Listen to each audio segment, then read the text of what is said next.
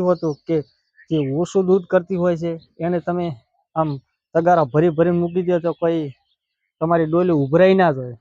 બાકી એમાં ના ઉભરાય તો જે સારી નસલની ગાય હોય ને એ જ તમારી ડોલી ઉભરાવે, અને બાકી જે એવરેજ વગરની હોય છે એ કઈ તમે દાબીને ખોણ મૂક્યા હાટે કઈ એ દૂધના બરના ન ભરી દે. એટલે મિત્રો ખાસ ખબર રાખવાની હોય છે કે આપણે ગાય કે ભેંસને કઈ ટાઈપનું કેટલું ખોણ આપે છે અને એના પરથી કેટલું દૂધ કાઢે છે એટલું જ ખોણ આપવાનું રહે છે.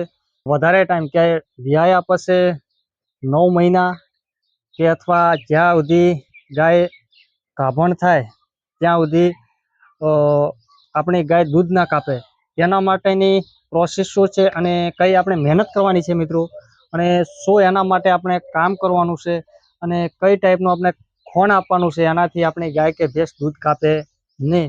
એટલે પશુપાલન મિત્રો ખાસ વસ્તુ એ છે કે જે નવા પશુપાલક મિત્રો છે એમને કોઈ પણ ખબર હોતી નથી, કારણ કે એક ગાયથી કે એક ભેંસથી ચાલુ કરે છે એ લોકોને કોઈ પણ અનુભવ હોતો નથી કે આપણી ગાય કે ભેંસને કેટલું ખાણ મૂકવાથી અને એને કેટલો ટાઈમ એને સાચવવાથી શું કામ કરવાથી પશુપાલન મિત્રો જે નવા પશુપાલન છે એમને કોઈ પણ અનુભવ હોતો નથી.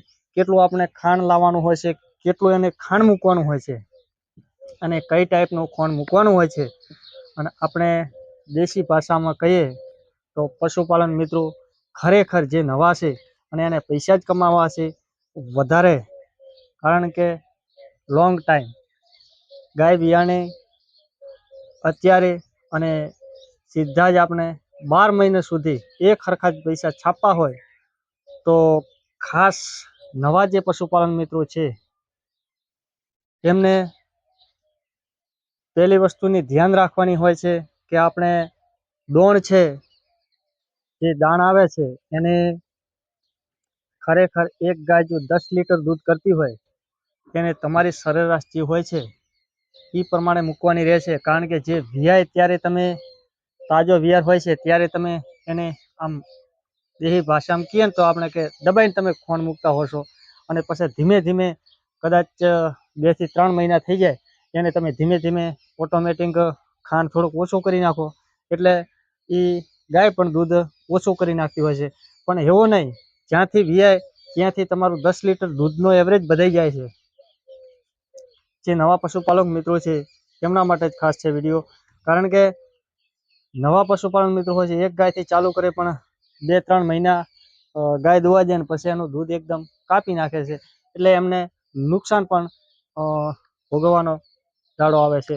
એટલે ખરેખર પશુપાલન મિત્રો તમારે 10 લીટરનો એવરેજ હોય છે એટલું જ તમે ખોણ સરેરાશ મૂકતા જાઓ, કારણ કે તમારે 6,000 રૂપિયા પગાર હોય પશુપાલક મિત્રો, 6,000 પગાર થતો હોય એનામાંથી 3,000નું તમારે ખોણ પણ તમે સારી દો ને તો કમ્પ્લીટ તમારો પણ એવરેજ આવી જાય છે. અને એના માટે પશુપાલન મિત્રો શું હોય છે કે તમે ક્યારેક ક્યારેક ખોણ બદલાવતા હોય ત્યારે તમારી ગાય કે ભેંસ દૂધ કાપી નાખતી હોય છે, અને ક્યારેક ક્યારેક પશુપાલક મિત્રો શું પ્રોબ્લેમ થાય છે કે તમે કોઈ પણ બ્રાન્ડની વસ્તુ લઈ અને અલગ અલગ સારવાનું તમે ચાલુ કરો ત્યારે પણ ગાય દૂધ કાપવાની શક્યતા રહે છે. એટલે ખરેખર તમારે પણ દૂધમાં સારું ઉત્પાદન લેવું હોય તો એને તમે પણ વ્યવસ્થિત મૂકો, અને જેટલું મૂકતા હોય એટલું જ મૂકવાનું ચાલુ રાખવાનું.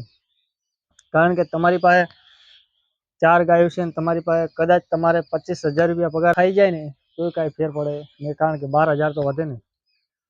ક્યારેક શું થાય છે અમુકને એવું થતું હોય છે કે ભાઈ આપણે ખાણ વધારે સારી જાય છે અને દૂધ પણ આપણે ઓછું મળતું હોય છે અને પગાર વધારે બચાવવાના કોશિશમાં રહે છે. અમુક જે નવા હોય છે 1-2 ગાયથી સ્ટાર્ટ કરે છે પશુપાલક મિત્રો, ક્યારેક ક્યારેક નવા મિત્રો હોય છે અને પૈસા વધારે બચાવવા માટે ખાણ ઓછું પાડી દેતા હોય છે, અને તમે ઓછું પાડી દો એટલે સીધું તમારું દૂધ પણ ઓછું પડી જતું હોય છે. અને દૂધ ઓછું પડી જવાનું કારણ જે આ છે જર્સી ગાય એટલે શંકર ગાય કહેવાય. આ ગાયો વસ્તુ એવી છે કે તમે એને સારમાં ફેર પાડી દો તો તમારા દૂધમાં ફેર પડી જતો હોય છે.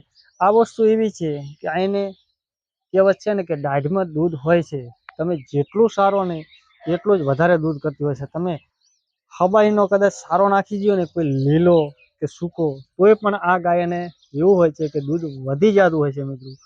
અને ક્યારેક ક્યારેક વસ્તુ એવી થતી હોય છે કે તમે ગમે એટલું ખાંડ મૂકતા હોય છો તોય છતાંય એનું દૂધ વધતું નથી. એટલે એનો એવરેજ 5-6 લીટરનો હોય છે. ક્યારે દૂધ વધતું હતું? કારણ કે એને તમારે પાસે એના માપથી ખાંડ મૂકવાનું હોય છે. એવું નથી